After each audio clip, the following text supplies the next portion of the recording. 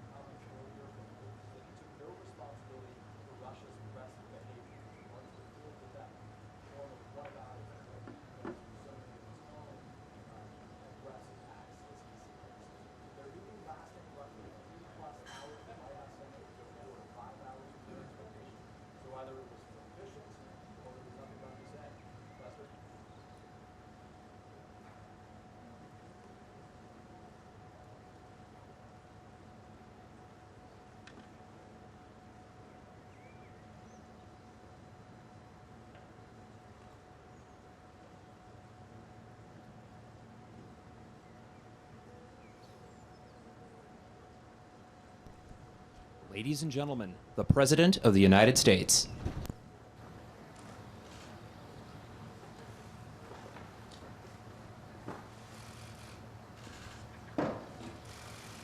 Been a long day for y'all. I know it was easy getting into the pre-meeting. There was no problem getting through those doors, was it? Was there? Anyway, hello everyone. Well, I've just finished the last meeting of this week's long trip, the U.S.-Russian summit. And I know there were a lot of hype around this meeting, but it's pretty straightforward to me, the meeting. One, there's no substitute, as those of you who've covered me for a while know, for face-to-face dialogue between leaders. None. And President Putin and I had share a unique responsibility to manage the relationship between two powerful and proud countries. A relationship that has to be stable and predictable. And we should be able to cooperate where it's in our mutual interest. And where we have differences, I want President Putin to understand why I say what I say and why I do what I do, and how we'll respond to specific kinds of actions that harm America's interest. Now, I told President Putin my agenda is not against Russia or anyone else. It's for the American people. Fighting COVID-19 rebuilding our economy, reestablishing relationships around the world with our allies and friends, and protecting the American people. That's my responsibility as president. I also told him that no president of the United States could keep faith with the American people if they did not speak out to defend our democratic values, to stand up for the universal and fundamental freedoms that all men and women have, in our view. That's just part of the DNA of our country. So human rights is going to always be on the table, I told him. It's not about just going after Russia when they violate human rights. It's about who we are. How could I be the President of the United States of America and not speak out against the violation of human rights? I told him that unlike other countries, including Russia, we're uniquely a product of an idea. You've heard me say this before again and again, but I'm going to keep saying it. What's that idea? We don't derive our rights from the government. We possess them because we're born, period. And we yield them to a government. And so the forum, I pointed out to him that that's why we're going to raise our concerns about cases like Alexei Navalny. I made it clear to President Putin that we'll continue to raise issues of fundamental human rights, because that's what we are. That's who we are. The idea is we hold these truths self-evident, that all men and women, we haven't lived up to it completely, but we've always widened the arc of commitment and included more and more people. And I raised the case of two wrongfully imprisoned American citizens, Paul Whelan and Trevor Reed. I also raised the ability of Radio Free Europe and Radio Liberty to operate and the importance of a free press and freedom of speech. I made it clear that we will not tolerate attempts to violate our democratic sovereignty or destabilize our democratic elections, and we would respond. The bottom line is, I told President Putin that we need to have some basic rules of the road that we can all abide by. I also said there are areas where there's a mutual interest for us to cooperate. For our people, Russian and American people, but also for the benefit of the world and the security of the world. One of those areas is strategic stability. You asked me many times, what was I going to discuss with Putin before I came? I told you I only negotiate with the individual, and now I can tell you what I was intending to do all along. And that is to discuss and raise the issue of strategic stability and try to set up a mechanism whereby we dealt with it. We discussed in detail the next steps our country should take on arms control measures, the steps we need to take to reduce the risk of unintended conflict. And I'm pleased that we agreed today to launch a bilateral strategic stability dialogue. Diplomatic speak for saying, get our military experts and our diplomats together to work on a mechanism that can lead to control of new and dangerous and sophisticated weapons that are coming on the scene now, that reduce the times of response, that raise the prospects of accidental war. And we went into some detail of what those weapon systems were. Another area we spent a great deal of time on was cyber and cybersecurity. I talked about the proposition that certain critical infrastructure should be off limits to attack, period, by cyber or any other means. I gave them a list. If I'm not mistaken, I don't have it in front of me, 16 specific entities, 16 defined as critical infrastructure under U.S. policy, from the energy sector to our water systems. Of course, the principle is one thing. It has to be backed up by practice. Responsible countries need to take action against criminals who conduct ransomware activities on their territory. So we agreed to task experts in both our countries to work on specific understandings about what's off limits and to follow up on specific cases that originate in other countries, in either of our countries. There's a long list of other things we spent time on, from the urgent need to preserve and reopen the humanitarian corridors in Syria so that we can get food, just simple food and basic necessities, to people who are starving to death. How to build it and how it is in the interest of both Russia and the United States to ensure that Iran does not acquire nuclear weapons. We agreed to work together there because as much as Russia's interest is ours.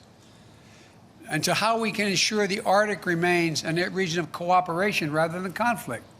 I caught part of President Putin's press conference, and he talked about the need for us to be able to have some kind of modus operandi where we dealt with making sure the Arctic was, in fact, a free zone.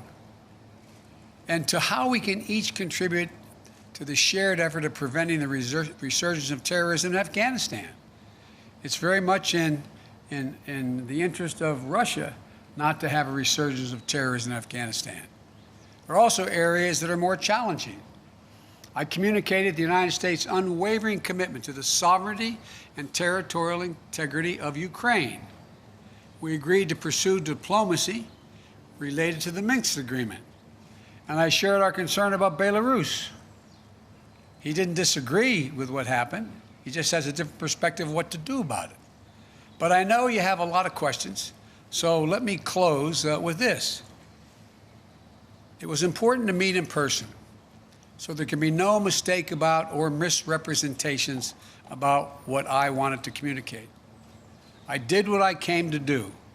Number one, identify areas of practical work our two countries can do to advance our mutual interest and also benefit the world. Two, communicate directly that the United States will respond to actions that impair our vital interest or those of our allies. And three, to clearly lay out our country's priorities and our values so we heard it straight from me. And I must tell you, the tone of the entire meetings, I guess it was a total of 4 hours, was good, positive. There wasn't any strident action taken. Where we disagreed, I disagreed, stated where it was. Where he disagreed, he stated. But it was not done in a hyperbolic atmosphere. That is too much of what's been going on. Over this last week, I believe, I hope, the United States has shown the world that we are back, standing with our allies. We rallied our fellow democracies to make concerted commitments to take on the biggest challenges our world faces. And now we've established a clear basis on how we intend to deal with Russia and the U.S.-Russian relationship. There's much more work ahead. I'm not suggesting that any of this is done. We've gotten a lot of business done on this trip. And before I take your questions, I want to say one last thing. Folks, look, this is about how we move from here. I listened to, again, a significant portion of what President Putin's press conference was. And as he pointed out, this is about practical, straightforward, no-nonsense decisions that we have to make or not make. We'll find out within the next 6 months to a year whether or not we actually have a strategic dialogue that matters. We'll find out whether we work to deal with everything from release of people in Russian prisons or not. We'll find out whether we have a cybersecurity arrangement that begins to bring some order. Because look, the countries that most are likely to be damaged, failure to do that, are the major countries. For example, when I talked about the pipeline that cyber hit for $5 million, that ransomware hit in the United States, I looked at him and I said, well, how would you feel if ransomware took on the pipelines from your oil fields? He said it would matter. This is not about just our self-interest. It's about a mutual self-interest. I'll take your questions, and as usual, folks, they gave me a list of the people I'm going to call on. So, Jonathan, Associated Press. Thank you, sir. U.S. intelligence has said that Russia tried to interfere in the last two presidential elections and that Russia groups are behind hacks like SolarWinds and some of the ransomware attacks you just mentioned. Putin, in his news conference just now, accepted no responsibility for any misbehavior. Your predecessor opted not to demand that Putin stop these disruptions. So what is something that concrete, sir, that you achieved today to prevent that from happening again, and what were the consequences you threatened him? Whether I stopped it from happening again, he knows I will take action, like we did when this last time out. What happened was we, in fact, made it clear that we were not going to continue to allow this to go on. The end result was we ended up withdrawing, they ended up withdrawing ambassadors. We closed down some of their facilities in the United States, et cetera. He knows there are consequences. And look, one of the consequences that I don't know, I shouldn't say this, it's unfair of me. I suspect you may all think doesn't matter. But I'm confident matters to him, I'm confident matter to him and to other world leaders of big nations. His credibility worldwide shrinks. Let's get this straight. How would it be if the United States were viewed by the rest of the world as interfering with the elections directly of other countries and everybody knew it? What would it be like if we engaged in activities that he is engaged in? It diminishes the standing of a country that is desperately trying to make sure it maintains its standing as a major world power. And so it's not just what I do, it's what the actions that other countries take, in this case Russia, that are contrary to international norms. It's the price they pay. They are not able to dictate what happens in the world. There are other nations of significant consequence, i.e. the United States of America being one of them. Mr. President, just a quick follow on the same theme of consequences. You said just now that you spoke to him a lot about human rights. What did you say would happen if opposition leader Alexei Navalny dies? I made it clear to him that I believe the consequences of that would be devastating for Russia. I'll go back to the same point. What do you think happens when he's saying it's not about hurting Navalny, all the stuff he says to rationalize the treatment of Navalny, and then he dies in prison? I pointed out to him that it matters a great deal when a country, in fact, and they asked me why I thought it was important to continue to have problems with the president of Syria. I said because there's a violation of international norm. It's called the Chemical Weapons Treaty. It can't be trusted. It's about trust. It's about their ability to influence other nations in a positive way. Look, would you like to trade our economy for Russia's economy? Would you like to trade? And by the way, we talked about trade. I don't have any problem with doing business with Russia as long as they do it based on international norms. It's in our interest to see the Russian people do well economically. I don't have a problem with that. But if they do not act according to international norms, then guess what? That only won't happen with us. It will not happen with other nations. And he kind of talked about that, didn't he, today? About how the need to reach out to other countries to invest in Russia. They won't, as long as they are convinced that, in fact, the violations, for example, the American businessman who was in house arrest, and I pointed out, you want to get American business to invest, let him go. Change the dynamic. Because American businessmen, we're ready to show up. They don't want to hang around in Moscow. Look, guys, I know we make foreign policy out to be this great, great skill that somehow is sort of like a secret code. All foreign policies is a logical extension of personal relationships. It's the way human nature functions. And understand, when you run a country that does not abide by international norms, and yet you need those international norms to be somehow managed so that you can participate in the benefits that flow from them, it hurts you. That's not a satisfying answer. Biden said he'd invade Russia. It's not, By the way, that was a joke. That's not true. But my generic point is, it is more complicated than that. David Sanger. I thought I just saw David. There he is. Thank you, Mr. President. In the run-up to this discussion, there's been a lot of talk about the two countries spilling down into a Cold War. And I'm wondering if there was anything that you emerged from in the discussion that made you think that With your permission, I'm going to take my coat off. The sun is hot. Anything that would make you think that Mr. Putin has decided to move away from his fundamental role as a disruptor particularly a disruptor of NATO and the United States. And if I could also just follow up on your description of how you gave him a list of critical infrastructure in the United States, did you lay out very clearly what it was that the penalty would be for interfering in that critical infrastructure? Did you leave that vague? Did he respond in any way to it? Let me answer I'll answer your second question first. I pointed out to him we have significant cyber capability, and he knows it. He doesn't know exactly what it is, but it's significant. And if in fact they violate these basic norms, we will respond. Cyber. He knows, in the cyber way. Number two, I think that the last thing he wants now is a Cold War.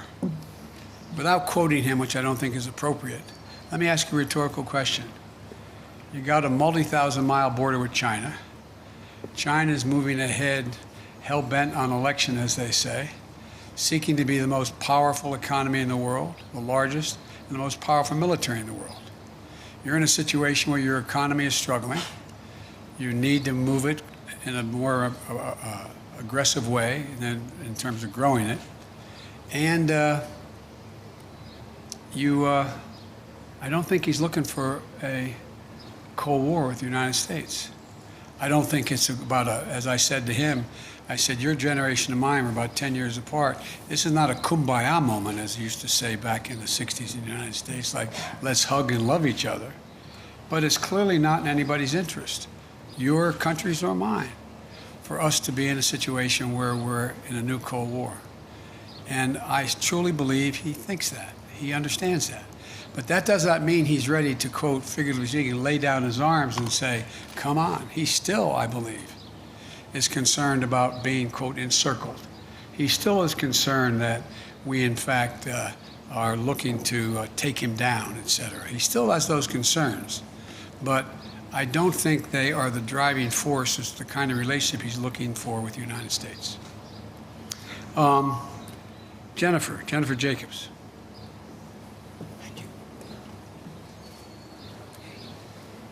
Thanks. Thank you, Mr. President.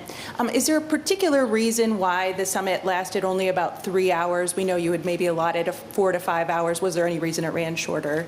Also, President Putin said that there were no threats or scare tactics issued. Do you agree with that assessment, that there were no threats or scare tactics? Yes. And also, did you touch on Afghanistan and the safe withdrawal of troops? Yes, and yes. Let me go back to the first part. The reason it didn't go longer is when the last time two heads of state have spent over 2 hours in direct conversation across the table, going into excruciating detail. You may know of time, I don't. I can't think of one. So we didn't need, as we got through, when we brought in the larger group, our defense, our intelligence, and our foreign, my foreign minister was foreign minister. My Secretary of State was with me the whole time. Our ambassador, et cetera. We brought everybody in. We had covered so much. And so there was a summary done by him and by me of what we covered. Lavrov and Blinken talked about what we had covered. We raised things that required more amplification or made sure we didn't have any misunderstandings. And so it was kind of after 2 hours there, we looked at each other like, okay, what next? What is going to happen next is we're going to be able to look back, look ahead in 3 to 6 months and say, did the things we agreed to sit down and try to work out, did it work? Are we closer to a major strategic stability talks and progress? Are we further along in terms of and go down the line? That's going to be the test. I'm not sitting here saying because the President and I agreed that we would do these things, that all of a sudden it's going to work. I'm not saying that. What I'm saying is I think there's a genuine prospect to significantly improve the relations between our two countries without us giving up a single solitary thing based on principle and our values. No, there were no threats. There were, as a matter of fact, I heard he quoted my mom and quoted other people today. It was very, as we say, which will shock you coming from me, somewhat colloquial. And we talked about basic fundamental things. And you know how I am. I explain things based on personal basis. What happens if, for example? And so there were no threats, just simple assertions made, and no, well, if you do that, then we'll do this, with anything I said. It was just letting him know where I stood, what I thought we could accomplish together, and what, in fact, if there were violations of American sovereignty, what we would do.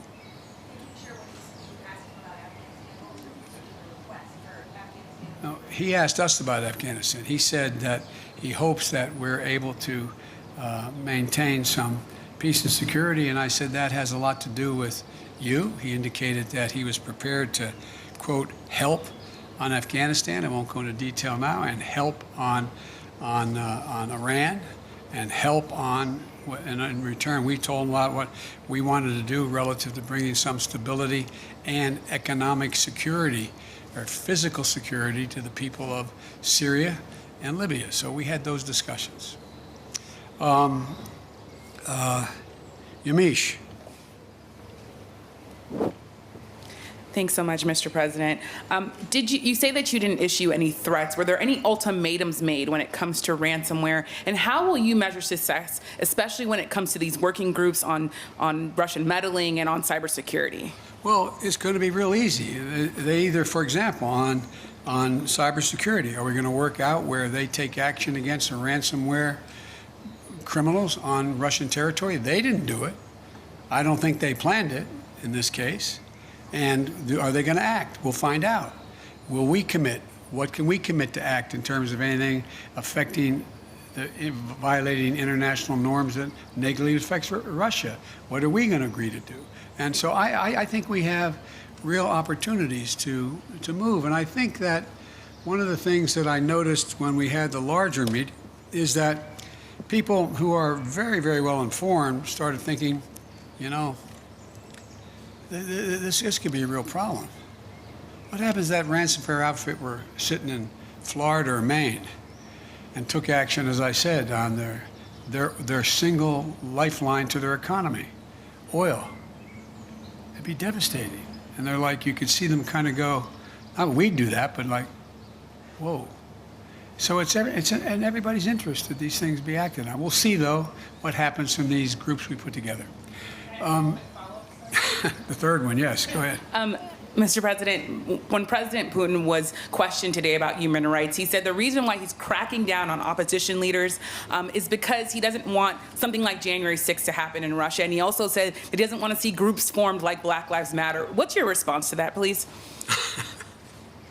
My response is kind of what I communicated, that I think that's a ridiculous comparison. It's one thing for literally criminals to break through cordon, go into the Capitol, kill a police officer, and be held unaccountable.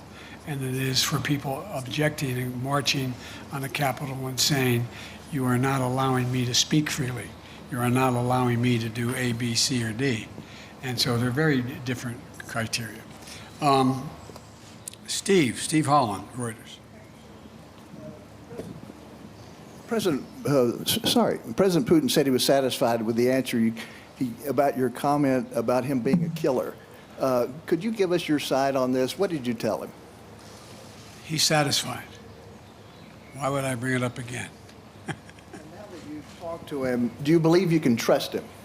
Look, this is not about trust. This is about self-interest and verification of self-interest. That's what it's about.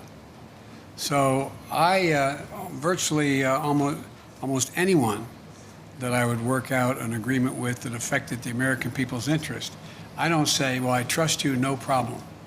Let's see what happens. You know, as that old expression goes, the proof of the pudding's in the eating. We're going to know shortly. Igor, Radio Free Europe and Radio Liberty. Hello, Mr. President. Hello, Mr. President. You want to go in the shade? You can't. Can you see? Thank you. Yeah. Yeah. I think attacks in civil society and the free press continue inside Russia. Yes. For example, Radio Free Europe. Yes. Radio Liberty, Voice of America, Current Time TV channel where I work, branded foreign agents, and several other independent media. So we are essentially being forced out in Russia 30 years after President Yeltsin invited us in. My question is, after your talks with President Putin, how interested do you think he's in improving the media climate in Russia? I wouldn't put it that way, in terms of improving the climate. I would, in fact, put it in terms of how much interest does he have in burnishing Russia's reputation that is viewed as not being contrary to democratic principles and free speech. That's a judgment I cannot make. I don't know.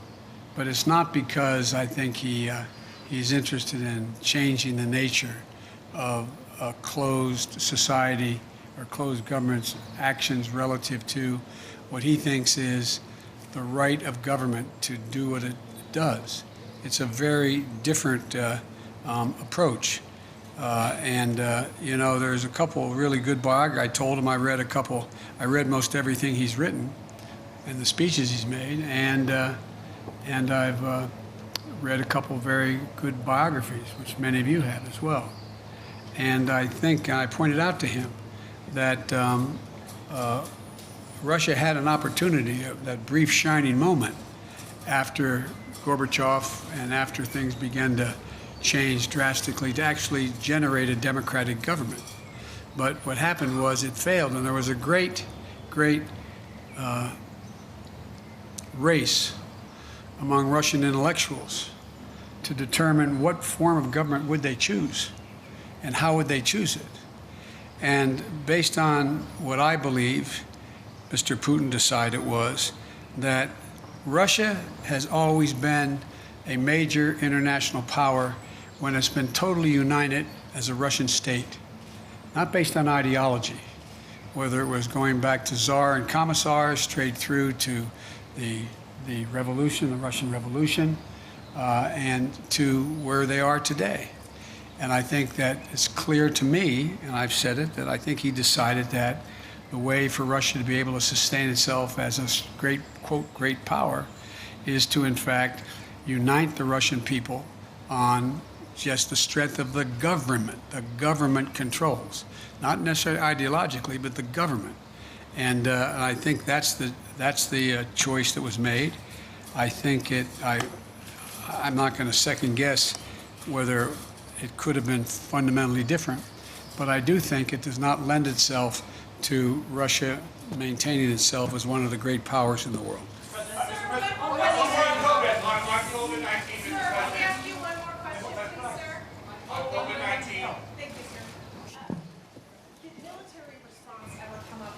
Conversation today, did you, in terms of the red lines that you laid down, is military response an option for a ransomware attack?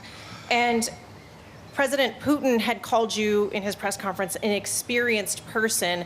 You famously told him he didn't have a soul. Do you now have a deeper understanding of him after this meeting? Thank you very much. But on the military response, sir? No, we didn't talk about military response. In the spirit, Mr. President, you saying that there is no substitute for face-to-face dialogue, and also with what you said at NATO, that the biggest problems right now are Russia and China. You've spoken many times about how you have spent perhaps more time with President Xi than any other world leader. So is there going to become a time where you might call him old friend to old friend and ask him to open up China to the World Health Organization investigators who are trying to get to the bottom of COVID-19? Let's get something straight. We know each other well. We're not old friends. It's just pure business. So I guess my question would be, you've said that you were going to press China. You signed on to the G7 communique that said the G7 were calling on China to open up, to let the investigators in.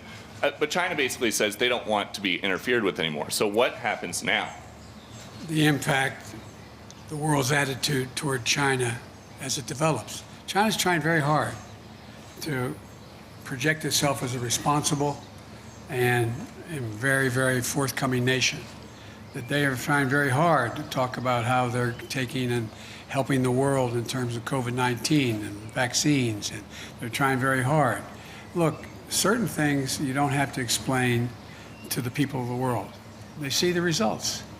Is China really actually trying to get to the bottom of this? One thing we did discuss, as I told you in the EU and at the G7 and with NATO, what we should be doing and what I'm going to make an effort to do is rally the world to work on what is going to be the physical mechanism available to detect early on the next pandemic and have a mechanism by which we can respond to it and respond to it early. It's going to happen. It's going to happen, and we need to do that. Thank you.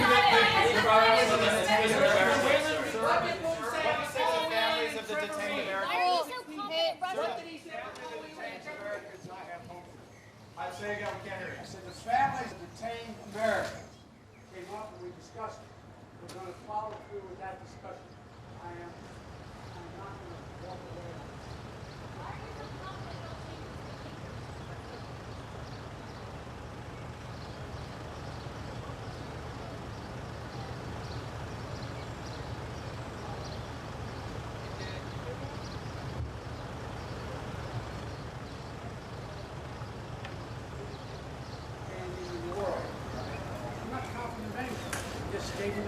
But given his past behavior has not changed, and in that press conference after sitting down with you for several hours, he denied any involvement in cyber attacks, he downplayed human rights abuses, he even refused to say Alexei Navalny's name.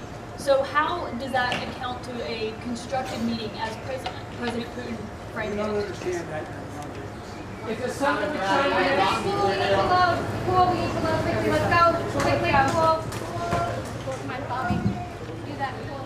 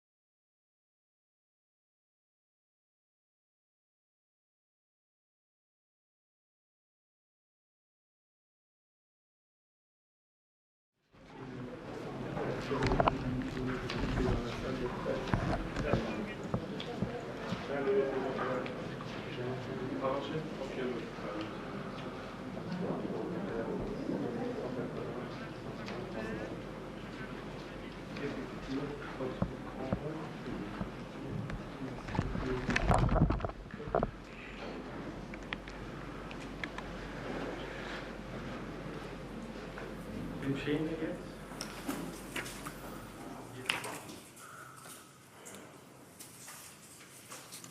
bonsoir. Bienvenue à ce point de presse. On le fait comme hier soir. On entend d'abord le président de la Confédération et après le vice-président du Conseil général. Et après, vous avez la possibilité de poser vos questions. Monsieur le Président, vous avez la parole. Merci, Monsieur Widmer, Monsieur le vice-président du Conseil fédéral, Mesdames et Messieurs les représentants des médias. Nous nous rencontrons aujourd'hui à l'issue du sommet États-Unis-Russie de Genève. Nous espérons que les discussions qui ont eu lieu ici, au plus haut niveau, auront des répercussions positives pour les pays concernés et pour le monde dans son ensemble. La décision prise aujourd'hui de réinstaller les ambassadeurs dans les capitales respectives est déjà un premier signal positif. J'aimerais remercier et féliciter ici toutes celles et ceux qui ont rendu possible ce sommet. C'est le fruit d'efforts conjoints de la ville de Genève, de la République et canton de Genève et de la Confédération. D'ailleurs, le président Poutine a déclaré que Genève a toujours su démontrer son